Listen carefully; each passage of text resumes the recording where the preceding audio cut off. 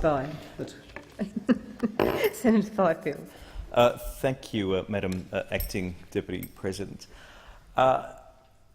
If Senator Milne's speech at the National Press Club was in effect the decree nisi for the political union between the Greens and the Australian Labor Party, then the decision to debate this piece of legislation at this time represents the decree absolute.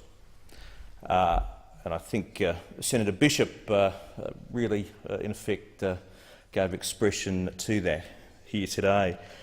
But the thing that confuses me greatly is why this political marriage between the Greens and the Australian Labor Party happened in the first place. I'm certain it's something that confounds Senator Bishop as well as one of the clearer thinking members of this chamber. He's turning red, I know, as he often does when I speak, Madam Acting Deputy President. But what confuses me is when the Prime Minister assumed that office, one of the three policy areas that she said she would fix was the situation around the mining tax. And the Prime Minister went to the election. Subsequent to the election, with the support of the Australian Greens, she formed government. Subsequent to that, the Prime Minister had that now famous civil union ceremony with former Senator Brown, where all the participants and the witnesses were sporting sprigs of wattle in a festive spirit. But at that time that the Australian Greens entered that union with the Labor Party, the Prime Minister's intentions were known in relation to the future of the Minerals Resource Rent Tax. And at the time that the legislation went through the Parliament, the union between the government and the Greens was formalised, and the Greens had access to full and comprehensive briefings from their alliance partners on this legislation. So the Greens went into this chamber to support the MRRT legislation with their eyes wide open. It was with complete knowledge that they entered this arrangement, certainly more knowledge than the opposition had as to the background of the negotiations behind this legislation. So the Australian Greens are in effect co-authors of the MRRT legislation. So I think Senator Bishop was quite right to express his surprise that little more than a year after the legislation passed this place, that the Greens are now walking away from their own creation. So I just wanted to give you, Madam Acting Deputy President, a little background as to the confusion that I have as I stand here today. Our proposition has always been that the Minerals Resource Rent Tax is a bad tax. It has always been that it came out of an improper process, it came out of a bad process, and it came out of a process that the Greens fully, completely supported. Labor's mining tax, we have long contended, is so bad, so inefficient, so distorting, so bad for investment in a very important industry for Australia, so bad for our economy and so bad for the budget that it should be scrapped and not further expanded. The bill before us would make a bad tax even worse, and the Coalition, not surprisingly, emphatically rejects this bill for different reasons to the government, obviously, but we do call upon the Senate to oppose this legislation in anticipation of a bill after the next election, should the Australian public bestow the privilege of government on the Coalition, that after the election we would scrap the MRRT altogether. Now, the basic premise that this Greens bill is based on is fundamentally flawed. The bill seeks to disregard any increases in royalties after 1 July 2011 when calculating royalty credits for the MRRT.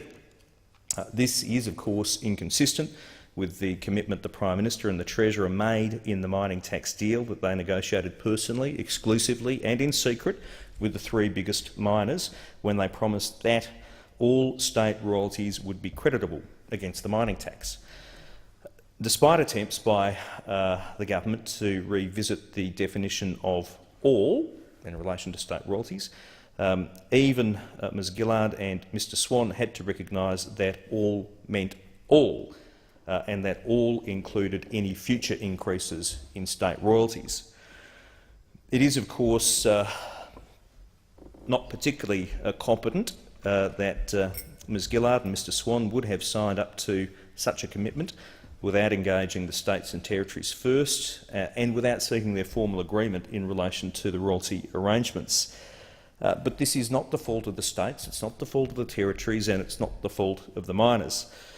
Royalty arrangements are a matter for the states. There is nothing the Prime Minister and the Treasurer can do to stop the states from increasing their royalties as they see fit. In fact, their mining tax deal provided a direct incentive to state and territory governments to increase their royalties. The idea advanced by sections of the Labor Party and the Greens that state royalty crediting arrangements and the market value-based depreciation arrangements are actually loopholes in the MRRT is completely wrong, and to present these as loopholes is more than wrong, it's dishonest. These aren't loopholes, they're actually deliberate design features of the MRRT. Deliberate design features of the government, design features that the Australian Greens supported in this place. Now, Madam Acting Deputy President, there is much that is wrong with the mining tax deal that the Prime Minister and the Treasurer negotiated exclusively and in secret with the three biggest miners. And it's important to consider how this all started. Why is it that the royalties are credited under Labor's mining tax in the first place? Well, even though Labor's mining tax was never anything other than an attempt at a grab for more cash to support the reckless spending of this government, it was sold as important long-term reform designed to make the system simpler, fairer and more efficient. Instead, it made resource taxation arrangements more complex, less fair, more distorting and less efficient.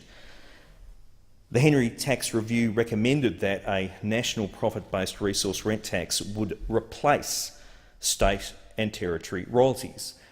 The argument was that royalties were inefficient because they were imposed on production irrespective of profits, whereas a profit-based tax would only apply if there were profits.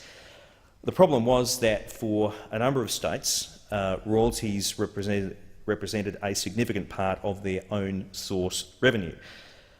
Yet, the Treasurer, whose deficits, I should add, are more than fiscal, never even talked to the states about the implications of the mining tax for them.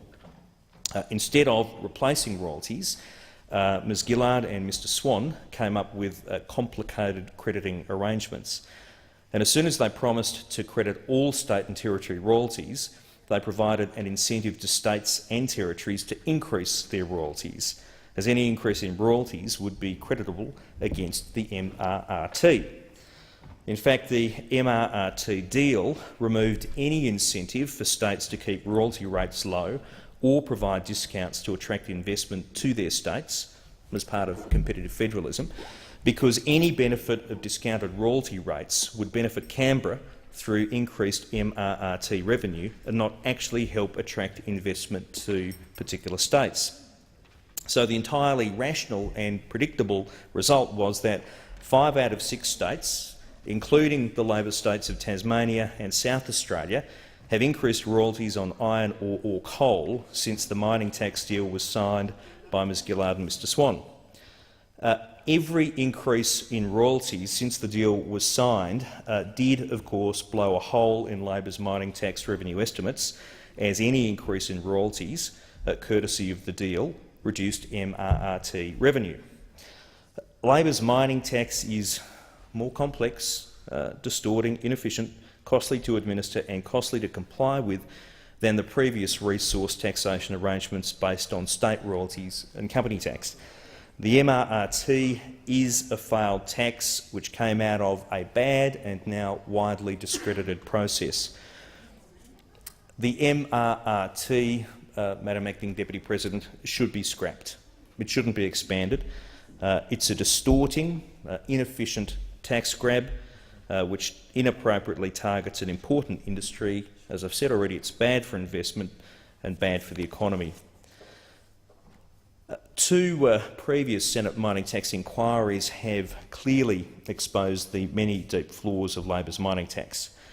Those inquiries predicted the mess that would ultimately result and the fiscal train wreck that it would be.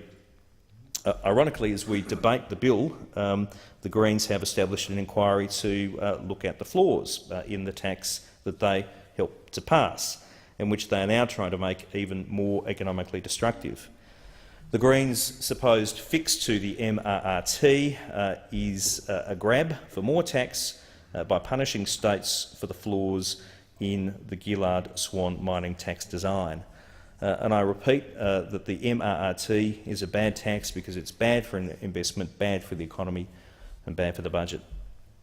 It's a complex and distorting tax. I can't say that often enough, Madam Acting Deputy President. It is designed in a way that favours the bigger miners who were given the opportunity to sit around the table at the expense of the smaller miners who we would want to be the success stories of tomorrow. It has failed to raise any meaningful revenue when the government has already spent all of the money they thought it would raise and more. When the MRRT deal was announced on 2 July 2010 by the Prime Minister and the Treasurer, they said it would raise $4 billion in year one and $22.5 billion over the first 4 years.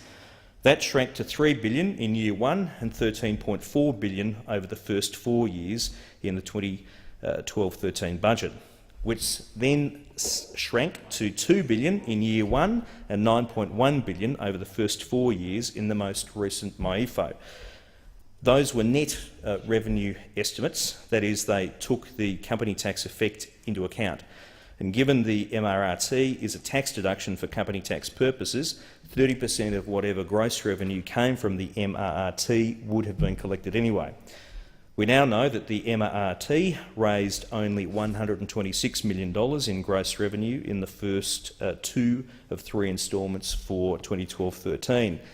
And once we take the company tax effect into account, that becomes $88 million, the net revenue figure which is comparable to the budget estimates. And once we take the $53 million in ATO administration costs for the MRRT into account, that becomes $35 million. Once we take the $38.5 million the government allocated to the RSPT advertising campaign into account, the taxpayer is actually $3.5 million short from the MRRT. Madam Acting Deputy President, the premise of the MRRT was false from the start. The proposition that the mining industry does not pay its fair share of tax is false. This financial year, iron ore and coal miners will pay more than $8 billion in state royalties alone. They will pay more than $20 billion in royalties and company taxes. The previous system worked. The more profitable a company, the more tax they pay. The more valuable the non-renewable resource, the more royalties they would pay under the ad valorem royalty system. Labor's profit-based resource rent tax concept is flawed, because the practical consequence of it is that without profit, miners could extract the valuable non-renewable resources from the ground for nothing, and that's wrong. Ms Gillard and Mr Swan's handling of the mining tax negotiations was incompetent. They never knew what the cost of the market value-based depreciation arrangements were when they signed the deal, and they still don't know what the cost is.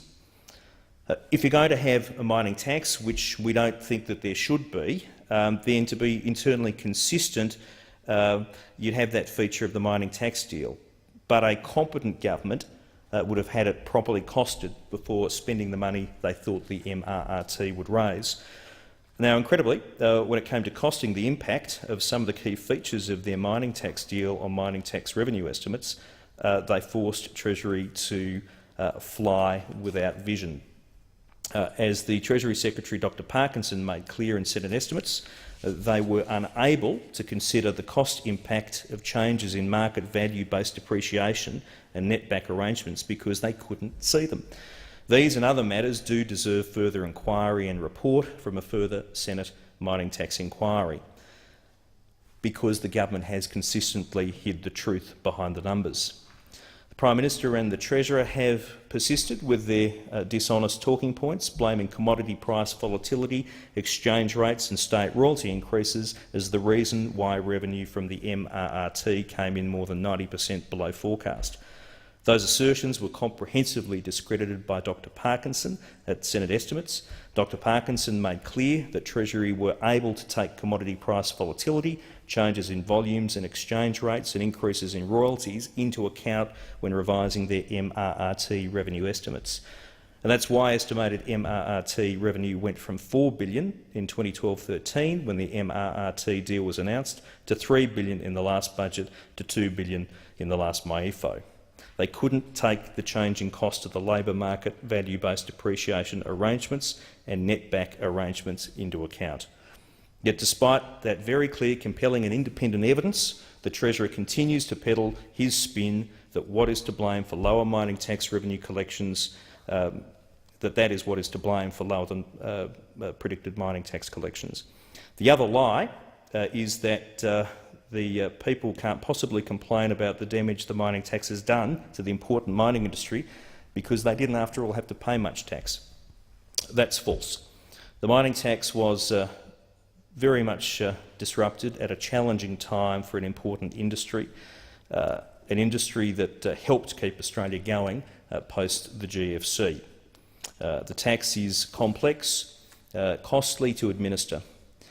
Smaller miners alone had to spend more than $20 million in administering increased red tape requirements under the MRRT, while the ATO spent more than $50 million administering the tax. The bad tax, the tax that was improperly negotiated, has had a detrimental effect on our sovereign risk profile as an investment destination. And of course, the tax has hardly raised any revenue when all the money the government thought it would raise and more has been spent. That's why we're now dealing with this bill. And for so long as this ineffective MRRT is on our statute books, there will be other bills to try and expand the MRRT in one way or another, I'm sure. The MRRT is, as I've said, a bad tax because of the way it was negotiated. The MRRT is a bad tax, as I've said, because of the way that it was designed. The MRRT is a bad tax because it's a red tape nightmare. And the mining tax is a bad tax because it is a dagger at the heart of Australia's mining prosperity. It introduces a new tax on an important industry on top of existing royalty and income tax arrangements, and that makes our tax system more complex and less fair. It reduces our international competitiveness as an attractive investment destination. It gives an unfair competitive advantage to three big multinational, multi-commodity and multi-project companies who were given the exclusive opportunity by the government to negotiate the design of this new tax with all their competitors and other stakeholders locked out. Madam Acting Deputy President, we need to make sure that our mining industry continues to prosper, that high-paid mining jobs are preserved and expanded. Government's poorly designed MRRT will not be fixed by trying to penalise the states to benefit the Commonwealth. The mining industry pays the states for extracting the resource and pays the Commonwealth through company tax. The Greens bill reveals them, and by association the government, for what they really are, which is desperate for cash from an industry that they have always hated.